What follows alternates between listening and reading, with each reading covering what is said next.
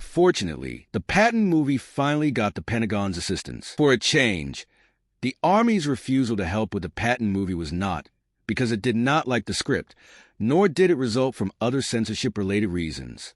Instead, it was because when the idea for the movie was floated in 1951, only a few years after Patton's death, his family wanted no part of it, and the Army honored their wishes. Fortunately, both Patton's family and the Pentagon eventually got on board, and the film was released to great acclaim in 1970. Two, at the high costs of war movie production. An action blockbuster's production can get pretty expensive, and Patton, with its expansive scenes, was no different. Borrowing military gear from the U.S. Armed Forces is one way to put cool stuff on the silver screen, at little to no cost.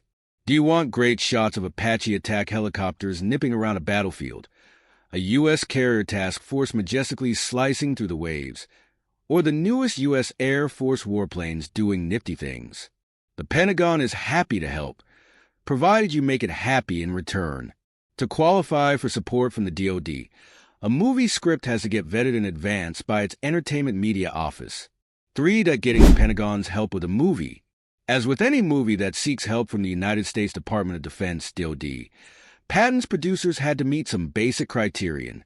The DoD demands a say in every American-made movie that wants to use U.S. military resources that are not available on the open market. There is a section dedicated to that, the DoD's Entertainment Media Office. The resultant mutually beneficial relationship between Hollywood and the Pentagon is known as the Military Entertainment Complex. There are quite a few hoops that Hollywood films have to jump through in order to get production assistance from the U.S. military. For Patton's nepotism, Patton did not learn the lesson about abuse of power.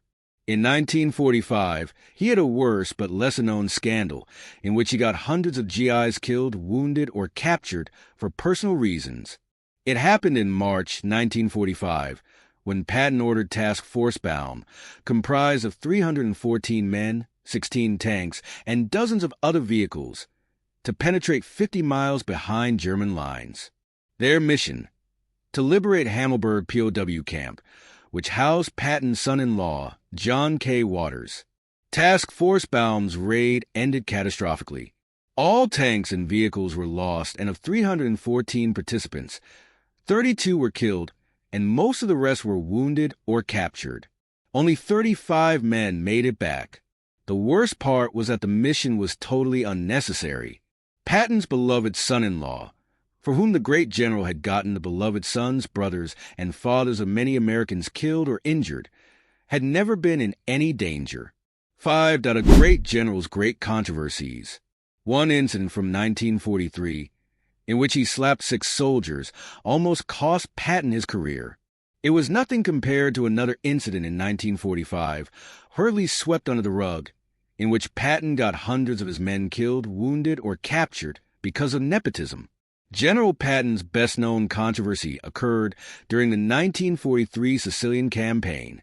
On a hospital visit, he came across a PTSD-suffering soldier who was also burning up with malarial fever.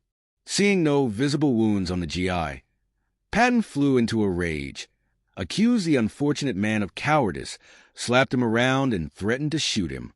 The great general repeated the disgraceful performance a few days later in another hospital, and physically assaulted another PTSD-suffering soldier. When the scandal broke, it nearly got Patton cashiered from the U.S. Army. Fortunately, General Dwight D. Eisenhower protected Patton and gave him a chance to command another army in France. 5, the cartoonist who annoyed Patton. Patton's unlikely nemesis, William Henry Bill Mauldin, was born in 1921 in New Mexico.